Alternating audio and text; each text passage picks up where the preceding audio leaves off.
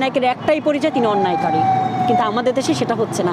আর এর জন্যই হাদিকে গুলি করা হয়েছে, কারণ তিনি অন্যায়ের বিপক্ষে কথা বলেছিলেন, ন্যায়ের পক্ষে কথা বলেছিলেন। আপনি আমাদের বলতে হবে না, আপনারা যারা নিউজ প্রেজেন্টার আছেন কিংবা যারা মিডিয়া ব্যক্তিত্ব আছেন, আপনারাও বিগত 17 বছর ধরে অনেক বেড়াজালের মার করেছিলেন, চাইলেও অনেক কিছু বলতে পারেননি। আপনাদেরও বাক স্বাধীনতা কেড়ে নেওয়া হয়েছে, সামনে যারা আসতেছে তারাও হয়তো বাক স্বাধীনতা কেড়ে নিবে। তাহলে তারা স্বচ্ছভাবে কেন সংবাদ প্রকাশ করতে পারছে না?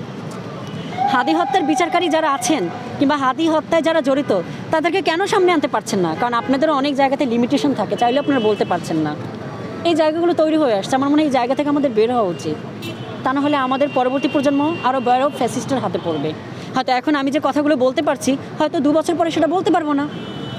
আপনাকে আমাকে গুলিবিদ্ধ করা হবে, যেই জার্নালিস্ট সত্য সংবাদ প্রচার করবে তাকেও গুলিবিদ্ধ করা হবে, যেই মা সন্তানের জন্য প্রতিবাদ করবে তাকেও গুলিবিদ্ধ করা হবে। এরকমভাবে বাংলাদেশ চলতে থাকবে, এরকমভাবে সব চলতে পারে না।